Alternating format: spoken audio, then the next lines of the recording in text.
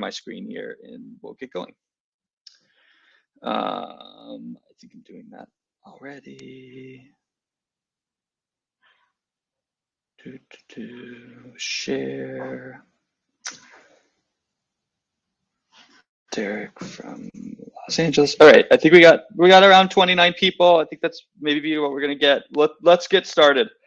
Let me share my screen, and we'll get going.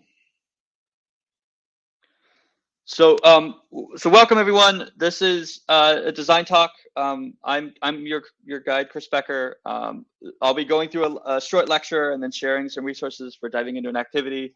But today we're going to talk about using AI to improve UX scenarios, in a case for building and using generative AI. And we'll get going into it. So whatever. Short about this, I'll talk a little bit myself. We'll talk about storytelling and UX. We'll practice sketching a little bit using AI, and then we'll get into a Figjam activity. And then at the end, there'll be some questions in QA. So you're probably wondering, like, who am I? Hi, I am your host here. I am a senior user experience designer, educator. I have a master's degree from the Art Center College of Design, where I also teach, and I also am a mentor with Designlab, and actually I'm currently working on a short course in usability and accessibility with Designlab, which is going to be exciting. And I sort of love doing this stuff, love sort of teaching this in this space, and excited to sort of share some of these skills. My background is in graphic design, but my sort of role in being a UX user experience designer educator is really about sort of improving the designer's role in making products better. I've written a book. There's links and things in here, but I've written a book called Learning Human-Computer Action. I write on medium.com, and then I also mentor on the side, not only just with Designlab, but also with ADP List as an outputs.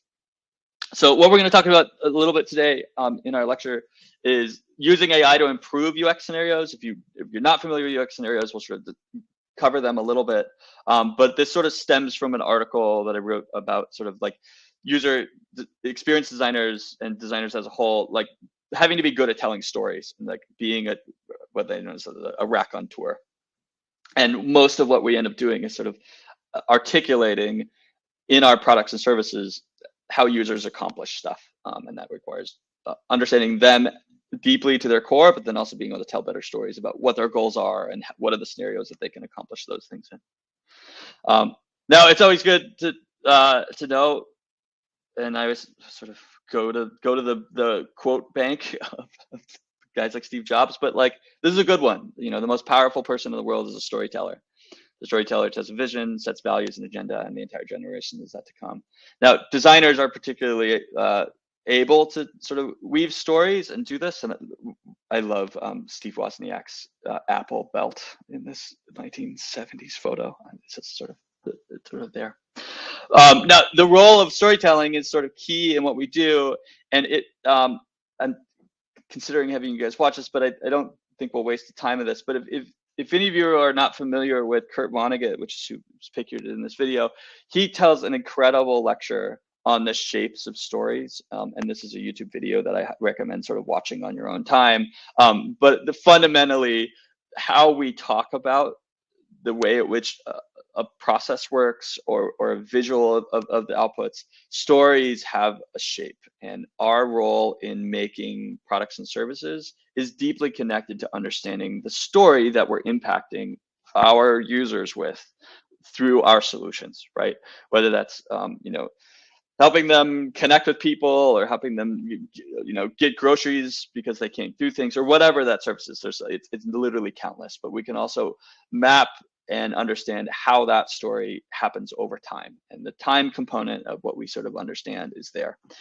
He's obviously a master of his craft, or was a master of his craft in storytelling, and it's relevant for what we design and create today.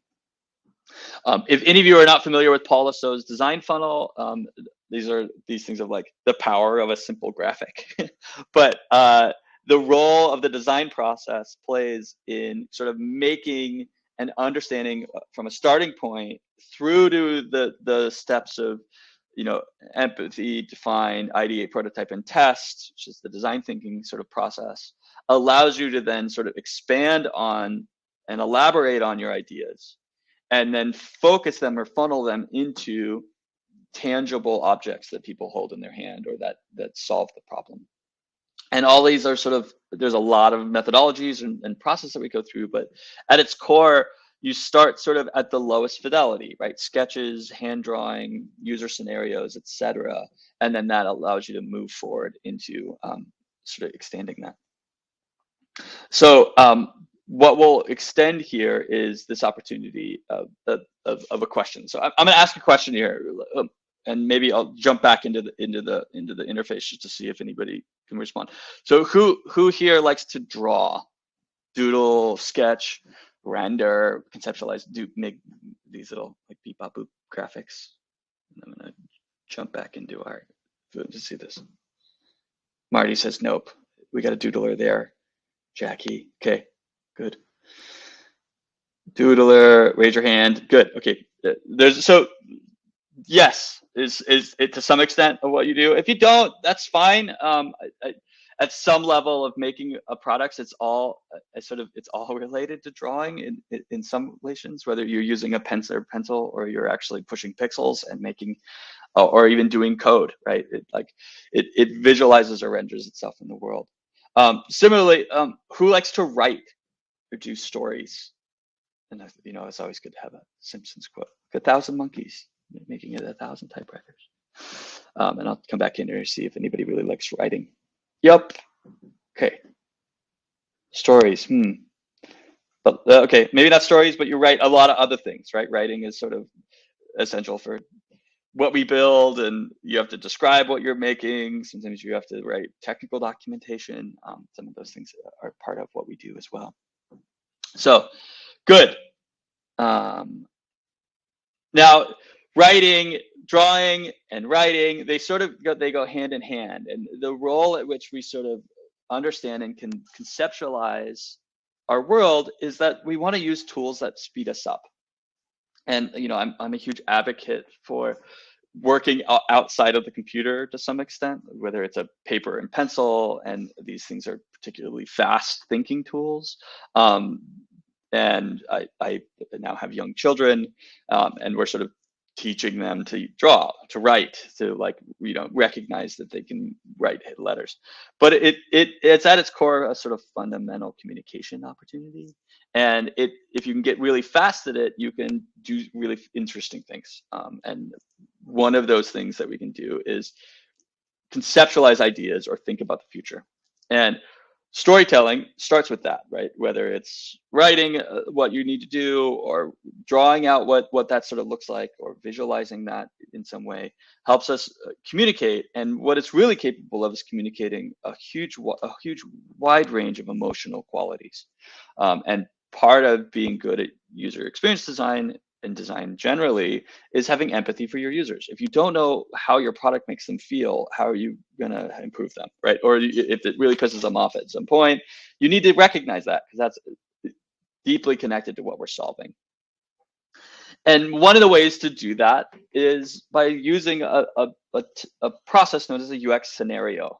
Let me go back into here and see, has anybody ever produced one of these or seen a UX scenario before?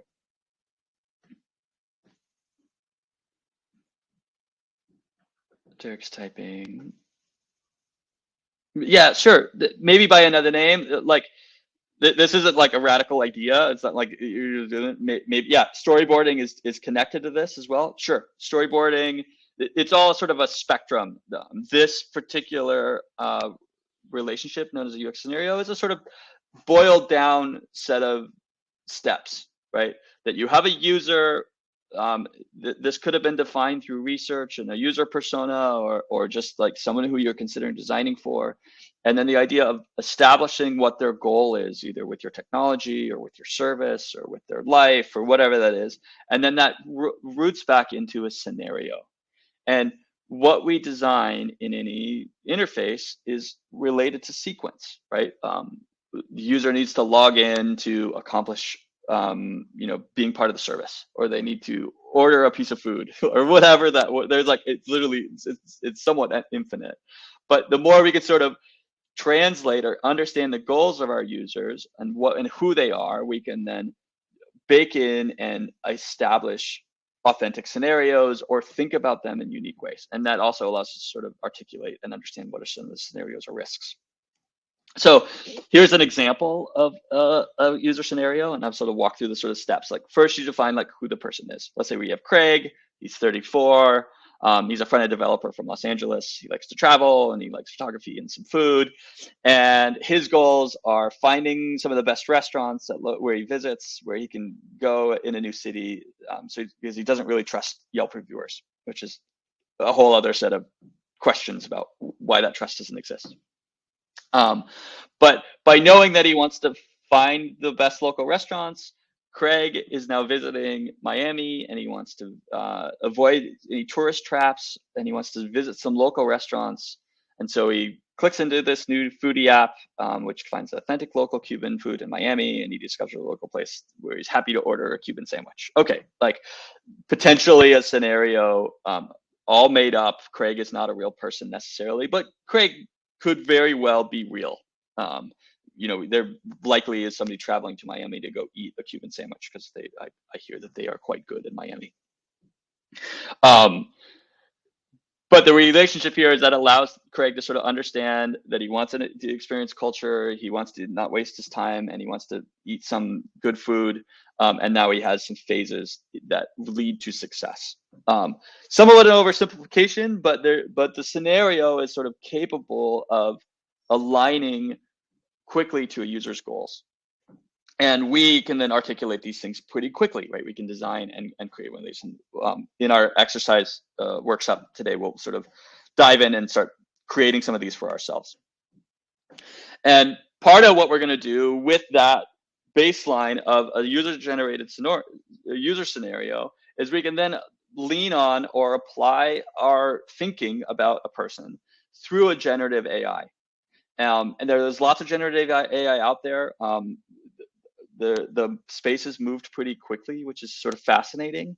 And we will be leaning on Visual Electric. There's others like Dolly and Midjourney. Those things get a little bit more complicated, and Visual Electric actually has some free stuff that you guys can experiment with, which is why we'll do that in the first place.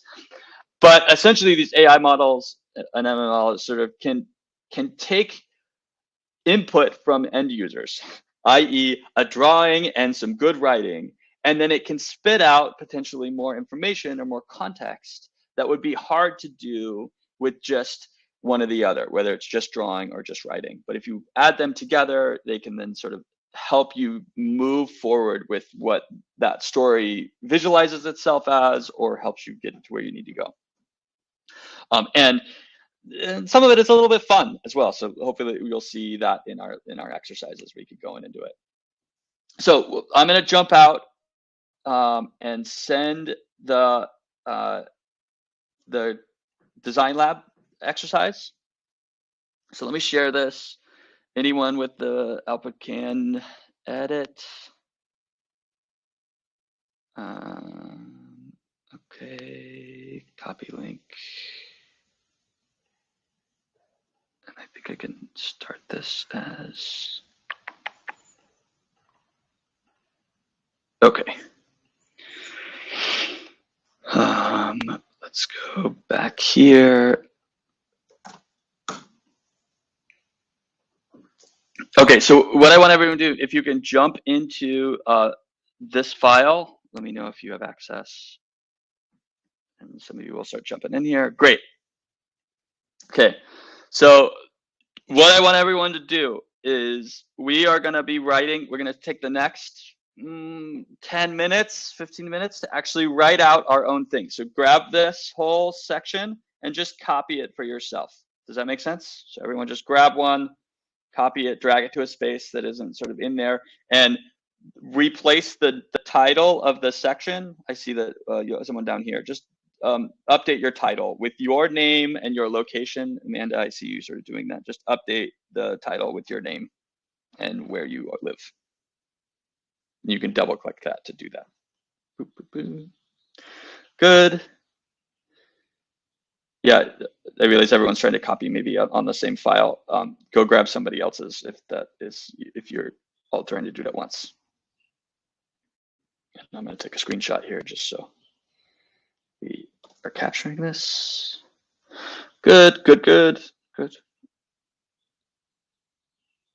Oh yeah, I mean, change it. Yeah, modify your background color. This is all just a template here for you to sort of lean on and use. I know one in LA. Good. Derek in Los Angeles. Awesome. Alyssa, Marty. Sounds good. Okay, what I'm gonna do is I'm gonna set a 10-minute timer, and what I want us all to do is I want you to just go create a user scenario. Whether it's a product that you're working on in your job, or you just want to make something up, or you just looking to practice this. It really doesn't matter, but it should associate itself under a technical, like they need to use an application or they need to go to a web page or something that's digital to accomplish their goal. And what the role is of this is start with number one, defining who your person is, then skip over to unit the goals. And I sort of show that here. Skip to wants to find the best restaurants, and then go back in once you know what the goal is and write out a scenario that is helping your defined user accomplish your scenario. Is everybody clear there? And you can give me a reaction. Do you guys ever use the reactions? You'd be like, fire, yay. If you need help, you can also come over here and at me. But if you're ready, we'll get going. So I'm gonna put on some ambient tunes, maybe some lo-fi hip hop, and I'm gonna give us 10 minutes, and I want us all to go complete a quick scenario.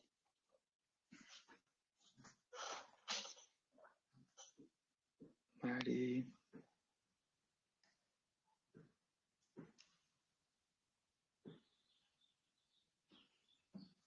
I'm gonna do one myself, and I'm just gonna copy what I have.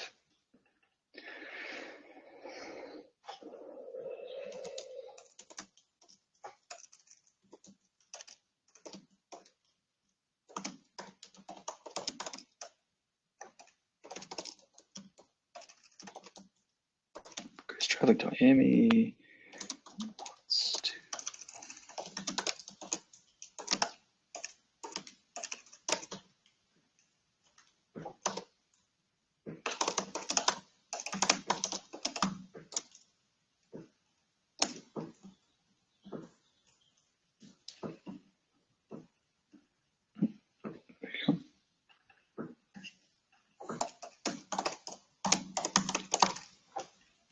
Is this not playing? Oh, there he goes. I wonder, if you guys can hear this or not, but it's okay. If you can't hear the music, you can also turn music in and on your own side, but we'll manage that. Okay.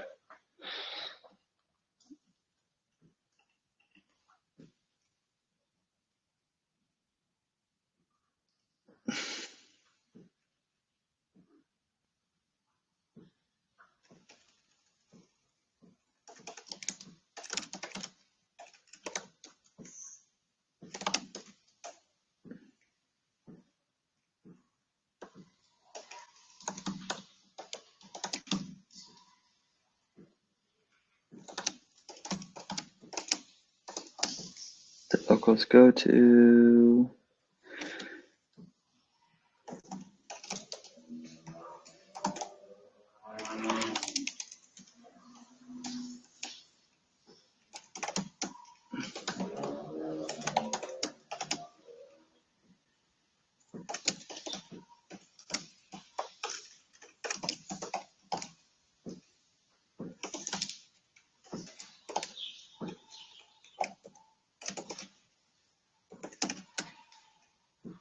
Miami.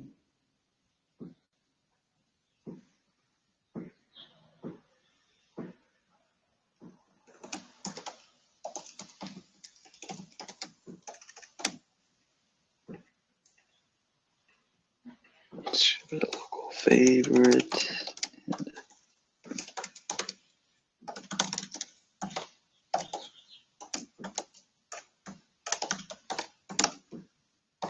Okay.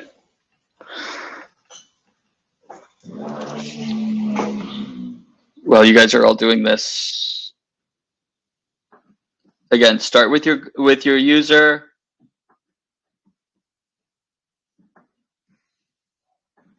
Write out a little bit of what the goal is. Okay, find a new doctor. Great. Derek, you're over here. Find a new doctor. Now write a scenario which sort of aligns to Randall doing that task, right? This is going to be good. I have one here that I was sort of talking about Craig traveling to Miami to eat a Cuban sandwich.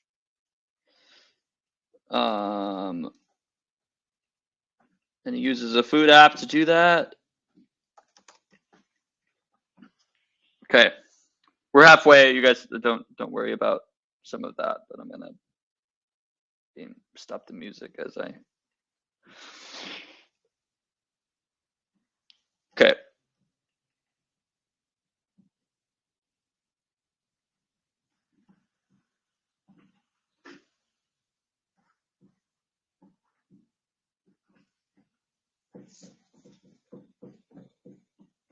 Good. Fitness. Yep. Samaria, welcome.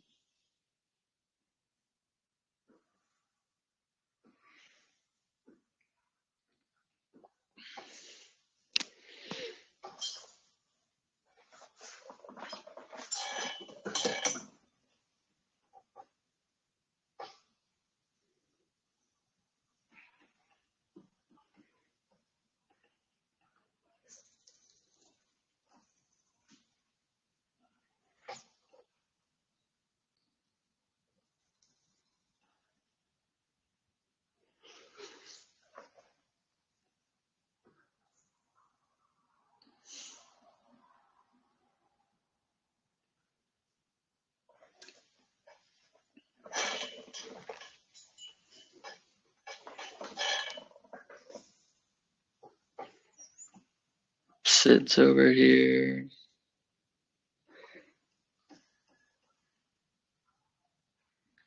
Good, Alyssa. Track Fox.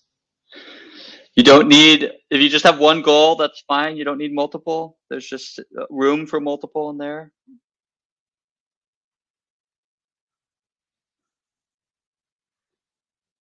So Jackie, maybe complete a simple goal. Right? If it's grocery shopping, streamlining groceries, great. Just define the goal really sort of succinctly. Great. There you go.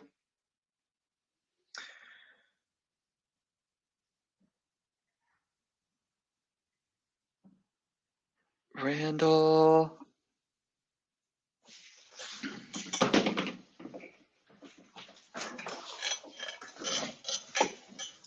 I'm gonna come over here.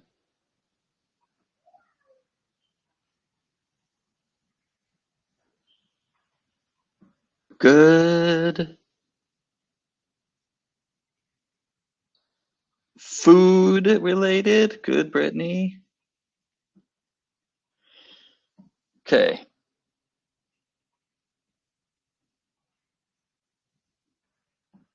Ooh, future. Nice.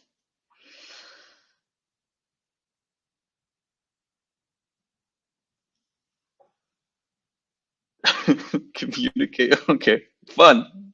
Fun. I'm excited to see what happens with that one.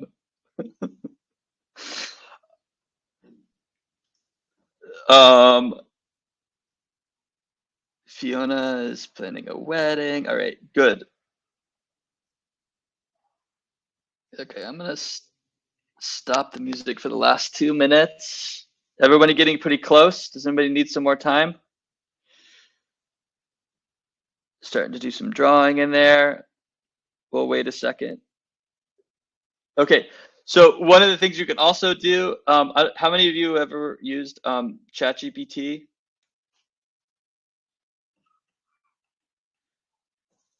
If you haven't, I'm just going to show you that like you can also go in here and you can say like, can you help me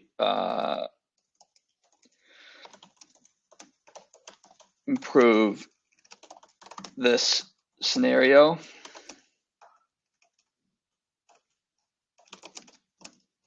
And then you add your scenario in here and copy this, paste it again. And ChatGPT can sometimes be helpful in this. Certainly, ChatGPT will give you a lot, but here, like, Craig is an avid traveler and is headed to Miami with a mission to immerse himself in the city of authentic cuisine. Like, this gets just a little bit more specific. Obviously, they gave me a lot, but you know, maybe I want more of this. So I'm just going to copy that as an extended sample, and you do like version 2, v2 from ChatGPT.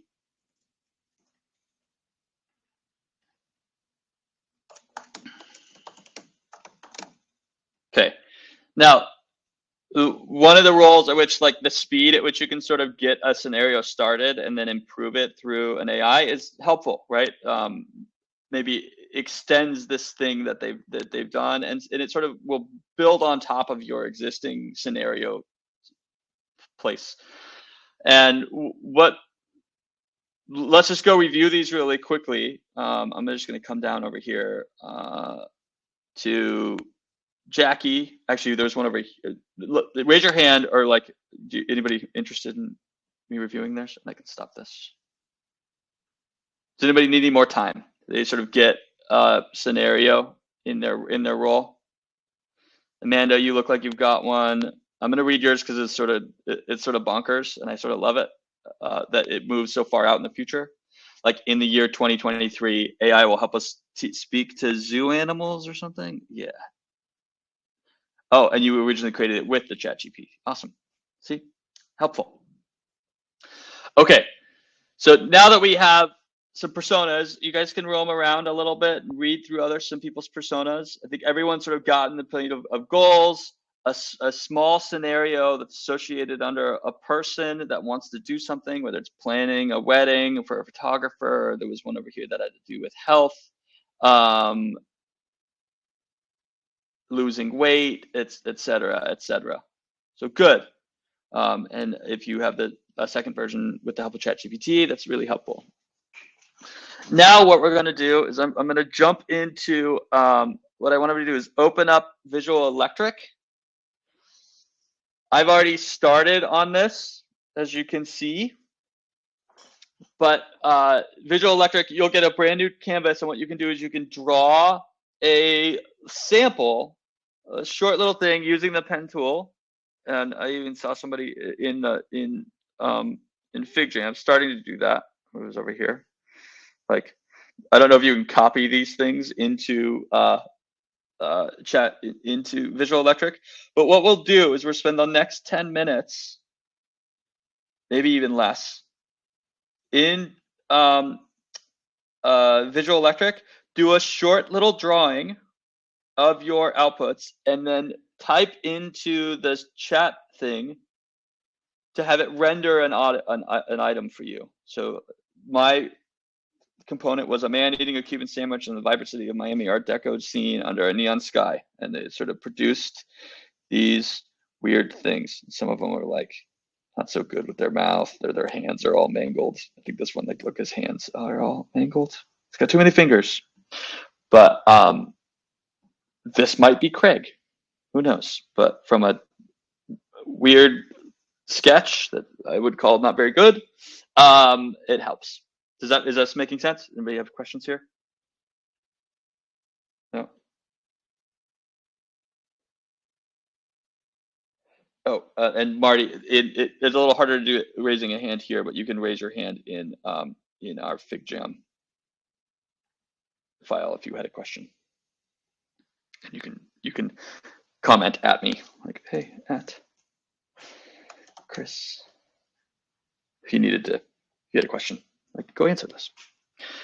But what we're going to do here, as I was saying, is go into Visual Electric. You'll get a fresh canvas, and I want you to do a quick little drawing of your scenario. If you need to bring in your scenario from Figjam, that's fine. I sort of work on these side by side, but you sort of know, like, okay, it's Randall using a website and he's frustrated about what he does. Okay, like about finding a new doctor or whatever that is. Or even over here, there was the one about a future. So do a quick little drawing about an avid animal enthusiast who wants to communicate with animals with their visit at the zoo. And that in Visual Electric, whatever, a person standing in front of a cage, chatting with a tiger or a snake or whatever you choose. And then once you get your quick little drawing done, you can apply a little view and it'll render an image for you. Does this make sense? It's hard because I can't see anyone who says no. Okay. So we'll get started here. I may do another one as we're doing this, just so you guys get a sense of what this is, and it may render a different view. And I'm going to do Craig using his phone to find a Cuban sandwich, not eat a Cuban sandwich. So this is sort of the end goal. He's already found his Cuban sandwich to eat, and I'm going to do the version of him having to find a Cuban sandwich. So you guys can see how they do that. Yeah, we'll do this for the next sort of 10 minutes, as I said. So it's 10:36. I'll check back in a second. But if you have questions, I think you can come offline and raise your hand, and I can get to you. I believe you can create an account in Visual Electric in any way, but I don't run Visual Electric. That would be weird if they only allowed people with Gmail to use it.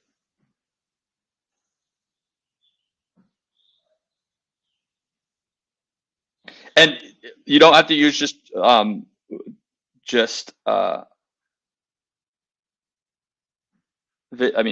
Electric is what we'll sort of be experimenting with. So I'm going to get started here.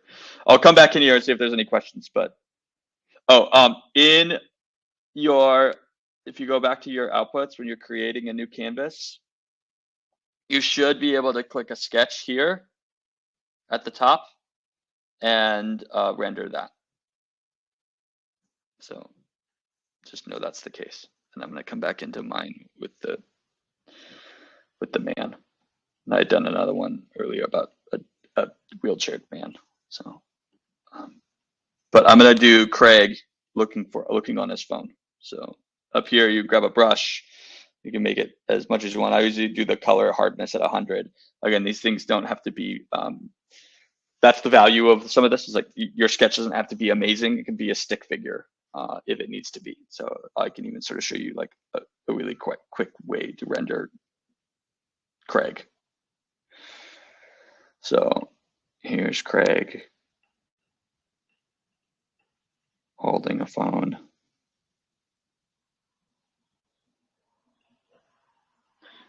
And he's in a city. And he is hungry. I put him in a fedora because he's in Miami. Okay. And he wants food.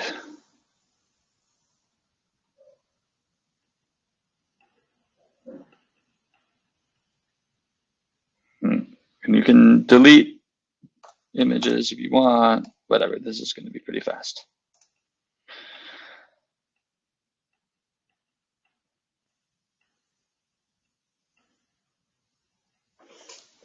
Okay. So now I'm going to come and I'm going to select this guy. I'm I'm just going to move him over here so it doesn't get mixed up in the other renders that I've done. But here's him looking in Miami for food. So a man,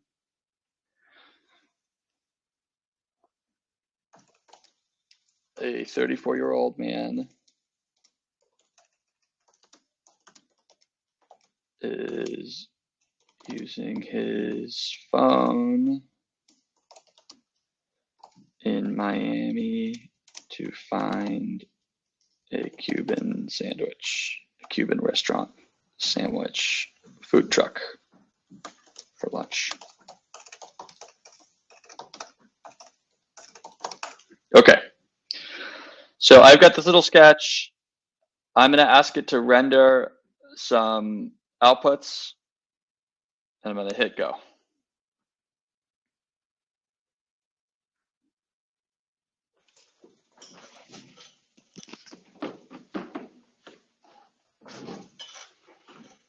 See, it should be pretty quick.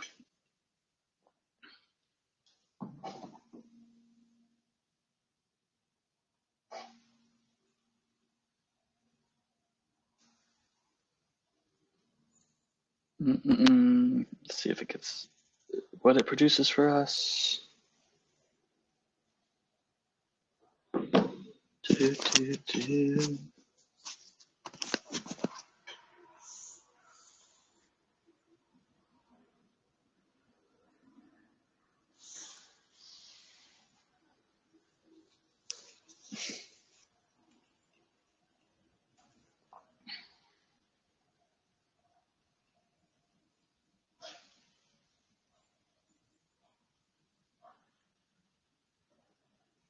Okay.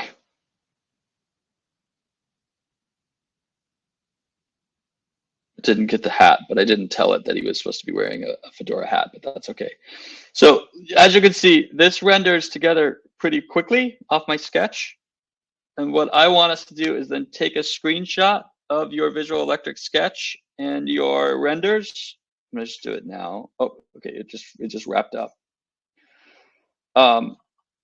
And come back into our Figjam and place that image in your version. And I'm gonna do this. Chris Becker in the LA. Okay. Go to my screenshots. Where's that?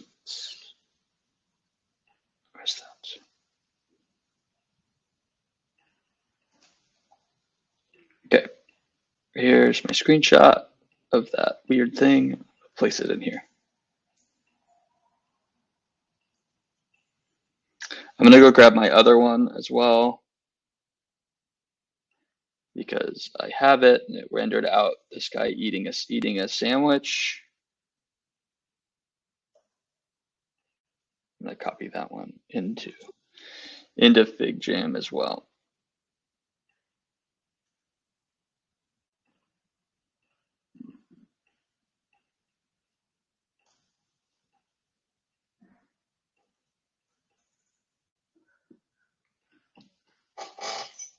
Okay, go. I don't want to rush you guys, but once you get an image, come drag that over here. You can make your thing big enough to encompass that. Ooh. Oh, he's holding it far away. Did he get the mustache? Did get the mustache.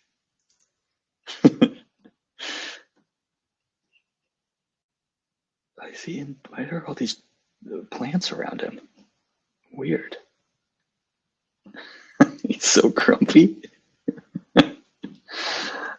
All right. Derek, you did that. I'm curious what's going to come up over here.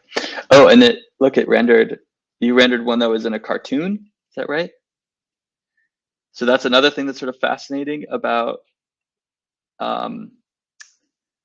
visual electric is that it doesn't have to just be photography.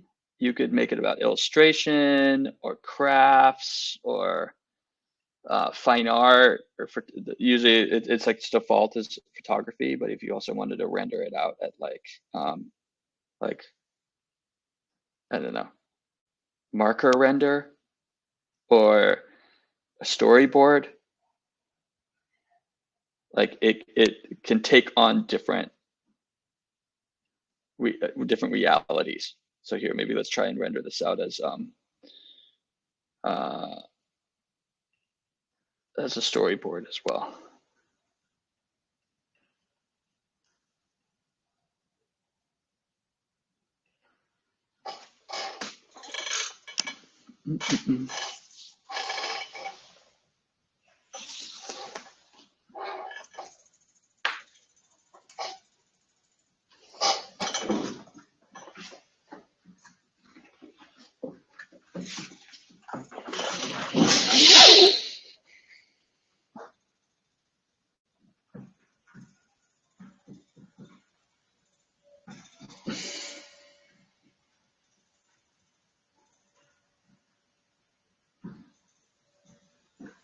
Now, as this sort of starts to render, I'm going to come back into Figjams to see how people started doing that. I only went to this because I thought it was like, hey, cool. Yeah, I don't know, or maybe you drew that, but I imagine not.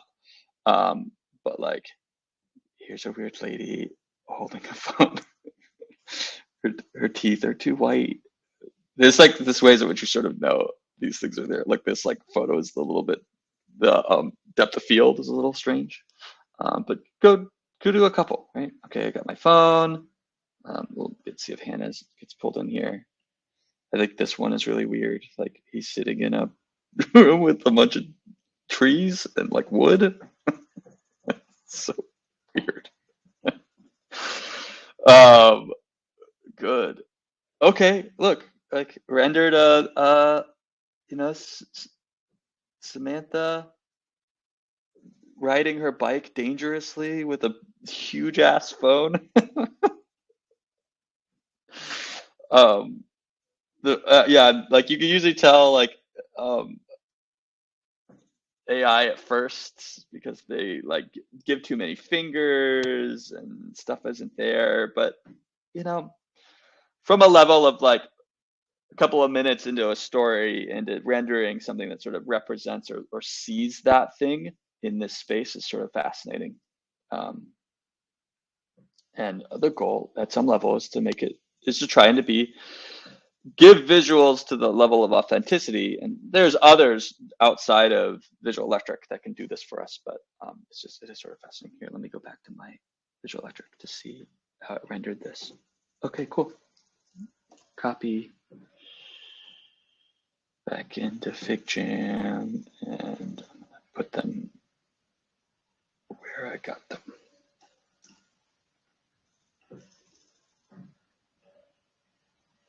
Oh, am I taking screenshots? I thought I would copy it, but I have to go take a screenshot, which is okay. Boop, boop, boop.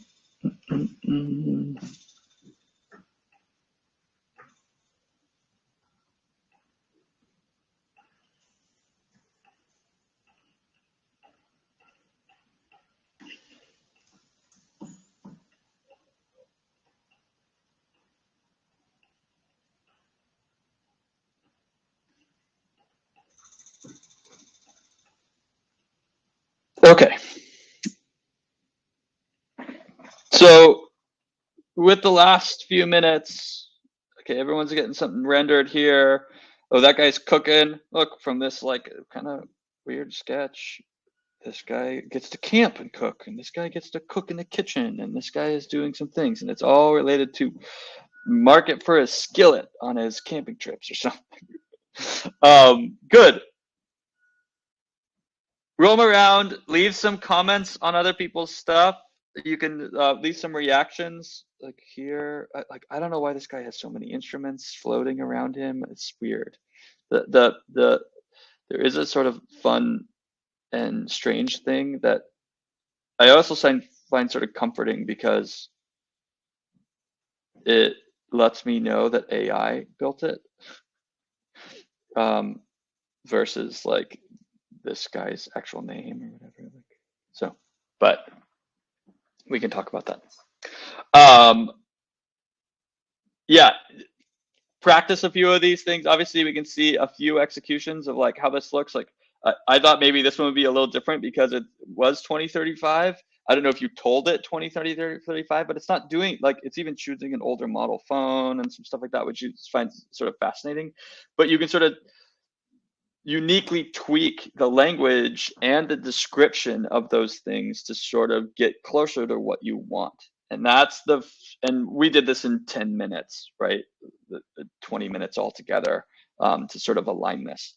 Let me go back to my lecture and we'll sort of wrap this up. So hopefully what you're seeing is that UX scenarios are a pretty quick way in which to sort of think about users hopefully in an authentic way. Obviously, the more research that you can do to inform your user research of those scenarios, the better. Obviously, it's just like making stuff up quickly can be a recipe for outputs, but the role that design can play in this is that we get to learn from what it makes. And if you're not familiar with John Dewey, he has one of my favorite quotes, which is, we don't learn from experience, we learn from reflecting on that experience. So part of seeing how the computer renders what you asked it to from a sketch and a description helps us then formulate that and reflect on, is it what we want it to be, right? Is this addressing what we need? And so what I'll do is I'll stop sharing my screen and come back in here and we can do a short Q&A. If you have questions, please place them in the chat. And then I'll also be sort of aligning or filling out this larger, just whatever, add your stuff to your UX scenarios. But if you have questions, we now have a time to sort of do that. You can type in the outputs.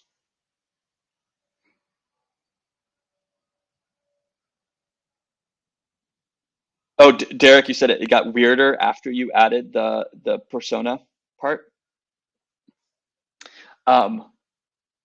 Yeah, the one of the things about working with any AI is that it only is really a reflection of stuff that lives out in the world. So you have to, if you want it to be specific, you have to give it specific information, right?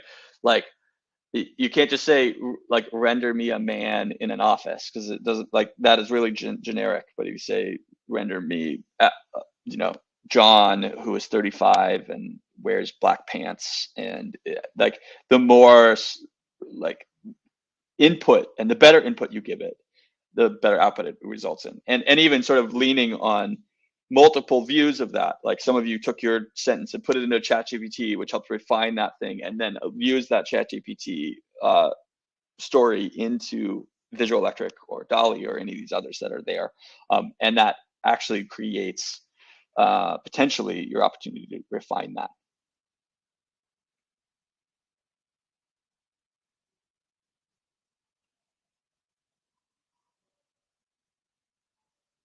Well, you say that there's no room for iterations, but you can make a new drawing and you can ask it to render a different state, like I did with, I had a guy eating a sandwich as the goal, but then I wanted to get like them on the phone. Like the iterations occur in the refinement, right? And where AI and these things are sort of fascinating is that they are faster at refining some of your initial points of view, and they allow you to render at a certain pace. Like if we didn't have DALL-E, like many of you would still make or didn't have Visual Electric, many of you would still not be able to render that as a storyboard, or you would still be using a pencil sketch or a stick figure. Not that those are bad, they still communicate, and they are a starting place, but it fundamentally can be refined, and you have to sort of practice with it, right? Which is sort of fascinating about that. The design process can be aligned with that of AI and using it.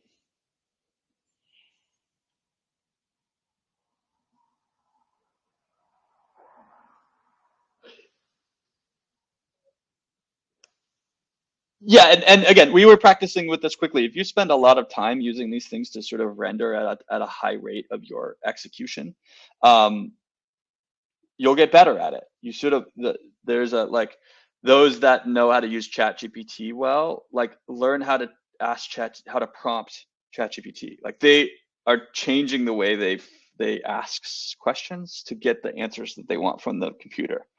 It's this weird sort of like I didn't not that it's like a Turing test, but we are designers and artists, humans are able to modify our existence and how we ask questions to get the answers that we're looking for. But we still have to. It's still moderated by the end user, right? It renders something for us, and then we get to choose whether that's viable or useful, or their hands messed up, or whatever that is. But it's still sort of like in a really short amount of time that allows for that exploration to happen potentially faster. And with teams, whatever, all of us together, like we just produced a number of scenarios that we wouldn't have been able to sort of get to otherwise, and have visuals to maybe represent those things. Now we could have a debate over how effective or authentic that AI's execution of that is. Absolutely.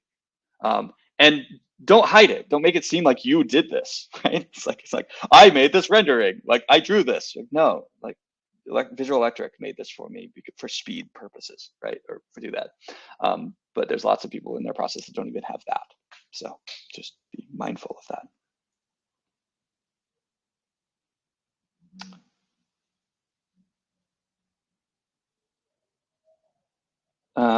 Any other questions? I'm sort of scrolling back through here.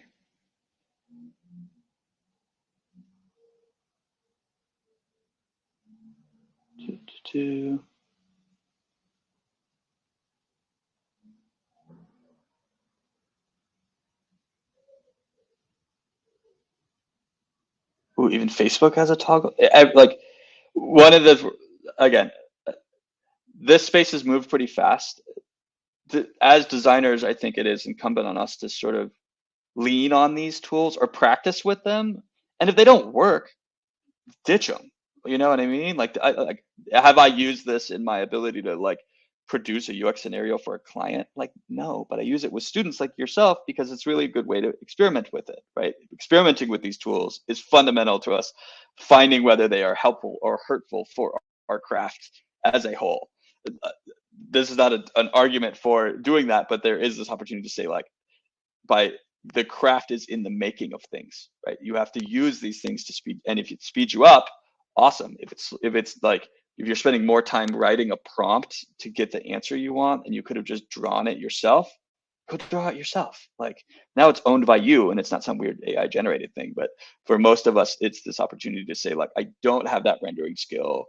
It can do that. I mean, I went to art school, and I don't want to spend all my time rendering a scenario that I'm just trying to think through, or see if that's authentic.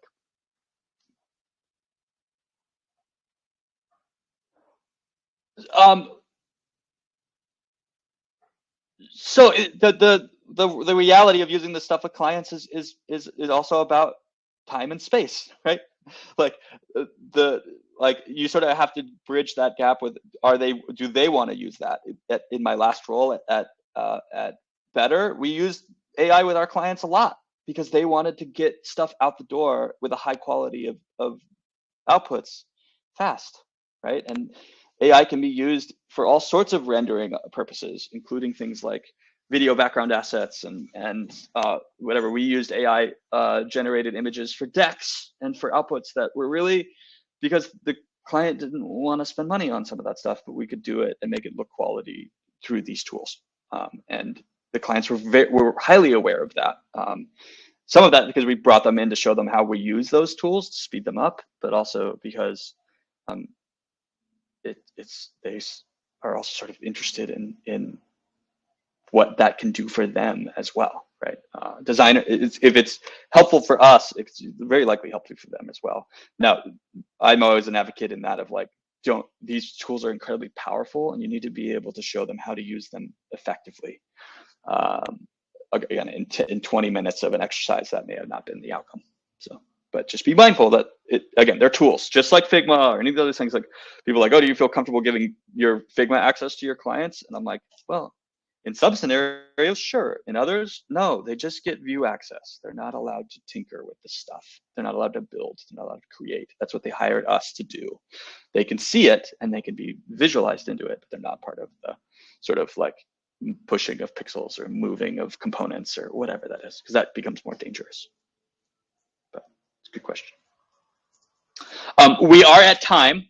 I'm willing to stay a little bit longer, but if you have any other questions or you're there to do that, please, yeah, connect with me, share your outputs. I think this rendering of our Figjam is here. It's open for you guys to use and outputs, and hopefully this was fun. It was fun for me. I'm like, no, just sort of like tickled by some of the weird renders that came out of this that I would never really be able to produce. And that's sort of whatever, that's my home, like my fun little, like, look at what this weird rendering was. Look at how AI sped this exercise up. So, yeah, if you're dropping off, great. And we'll end the exercise here pretty soon. All right, he's gonna use it in the future. Interesting. Thanks, everyone. Have a great day. Oh, and I did want to point, this is being recorded. It'll be sort of posted up on Designlab's talks in the future. So, and connect with me online. I'm glad this was sort of helpful. All right. Goodbye, everyone.